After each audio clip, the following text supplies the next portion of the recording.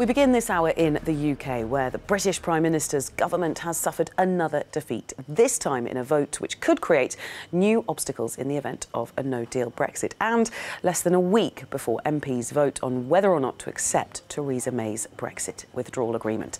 Parliamentarians backed an amendment to the finance bill, which means that the government will now need approval from Parliament to leave the EU without a deal, or be left unable to use certain taxation powers. The ayes to the right, 303. The noes to the left, 296. So the ayes have it. The ayes have it. Unlock. Oh, that was the Speaker of the House of Commons. And after that vote, Downing Street said the amendment did not change the fact that the UK is leaving the EU on the 29th of March, and it will not stop the government from collecting taxes. Well, we're going to go straight over to Westminster, where Vincent McAviney is waiting for us. Morning to you, Vinny. Just tell us, how important is this amendment? Good morning, Belle. Well, this is another significant defeat for the government. In British politics, government defeats in the House of Commons are rare. And on a finance bill like this, you actually have to go back to 1978 when James Callaghan was defeated on an element of the finance bill. So this is a defeat for the Prime Minister. Number 10 trying to downplaying it, saying it's inconvenient rather than significant.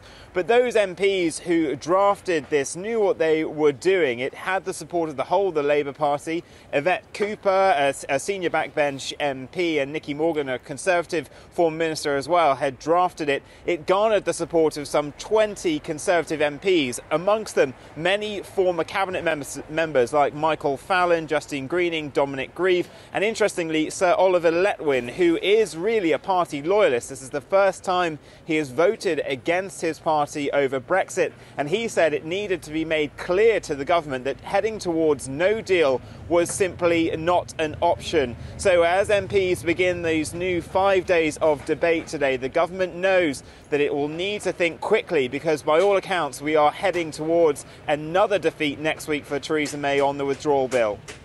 Well, let's delve a little bit more into that reopening of the debate in the Houses of Parliament behind you. What do you think we can expect? Well, this is the debate that was cancelled a month ago by the Prime Minister because she was facing defeat by some 130, 140, we think, of her own MPs. So later on today, she'll be going to the House of Commons for Prime Minister's Questions, the weekly session. She'll then start the 5 days of debate. And then we expect at the moment that next week it will be defeated on Tuesday night. And then the question is, what do we do then? Now, my colleague Shona has been speaking to the Irish Foreign Minister, Simon Coveney, who has tried to encourage MPs here as much as possible to understand that there is, if they're holding out for another deal from the EU, there is no other option. Wouldn't dare tell Britain how to vote. This is a sovereign decision for the British Parliament. All I would say is please make decisions on the basis of facts, not on emotion or on rumour. Look at the detail of this deal. And you will see that this is a compromise that the EU has made, as well as a compromise in some areas that the UK has made. No side can get everything that it wants here. Now, in anticipation for the withdrawal agreement being defeated next week, a couple of MPs, amongst them former cabinet members like Boris Johnson's brother Joe Johnson, a former minister, he and some others are tabling another motion today, which would see the government having to come back within 3 days to Parliament to explain after defeat next Tuesday what exactly it is going to do then, because we would be in uncharted waters, whether we would be heading towards a second referendum, a pausing of Article 50 or another general election. Well, all of those options would then be on the table. Also in Germany, the suspect behind one of the biggest data breaches the country has ever seen is apparently a 20-year-old student who lives with his parents. He's confessed to the hack attack, in which the personal details of hundreds of politicians and celebrities were posted online. The breach has opened up questions about cybersecurity, with Interior Minister Horst Seehofer promising to bring in new data protection legislation within the next 6 months. Well, our correspondent... We can promise that we will try everything humanly possible to ensure security, but it's impossible to promise absolute security, especially on the internet. Well, let's go straight to Berlin, where Jessica Saltz is waiting for us. Good morning, Jessica. Just tell us what more we know about this 20-year-old suspect. Well, Belle, police in Wiesbaden, near where this young man lives, confirmed that they arrested this 20-year-old young man who has confessed to this extensive hacking and data breach of around 1,000, information of around 1,000 top politicians and leading public figures in Germany. Now, police say that they don't believe that the young man had a particularly strong political motive. He said that he was quite irritated by some of the comments made by these public figures, but he doesn't believe to have had a particularly strong motive other than he was just trying out what he could in terms of hacking. And this young man didn't have any formal training when it comes to information technology. He was self-taught. He taught himself how to hack online. And police were actually tipped off by a fellow online gamer in Stuttgart who knew the young suspect online and informed police about him. Now, the young suspect has been very helpful with police. He's been cooperating, and he has been released from custody as the investigation is going on, as police don't believe that he will try and flee the country in the meantime. And Jessica, this obviously raises questions about security. Is Germany doing anything to try to prevent this happening again?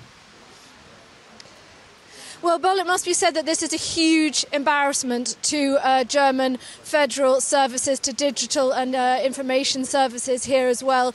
Horst Seehofer, the Interior Minister, held a press conference yesterday afternoon in which he said that, of course, measures will be stepped up to try and stop this kind of data breach ever happening again. He wants to put in place an early warning system so that places and information services are tipped off early if there is any hacking taking place. This, as it was announced yesterday, that one of the heads of Germany's federal digital security services actually did have tips about this hacking as far back as mid-December and didn't act on it soon enough.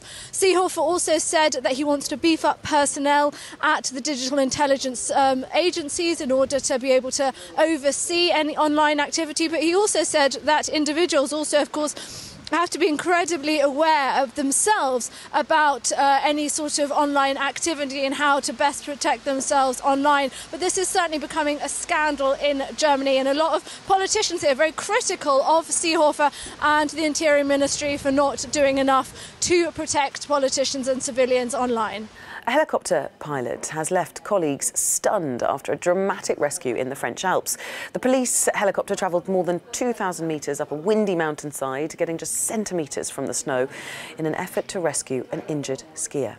NBC's Bill Neely reports. It's a breathtaking rescue. 7,000 feet up a windy mountainside, a police helicopter is guided in to an injured skier. Then an amazing manoeuvre. Balancing on one ski, the rotors inches from the snow as a medical team gets off. 19-year-old Bruno is strapped up. But it's not over. The pilot is back, this time the nose of the aircraft almost touching snow. The skier is lifted up and away. Impressed? Yes, that's impressive. Any of those rescues have the potential to go very bad very quickly. Incroyable, les gars. Incredible, says the man who filmed it all. It's absolutely incredible, and he did the perfect maneuver. A delicate, daring triumph that left everyone Extraordinaire. blown away. Bill Neely, NBC News.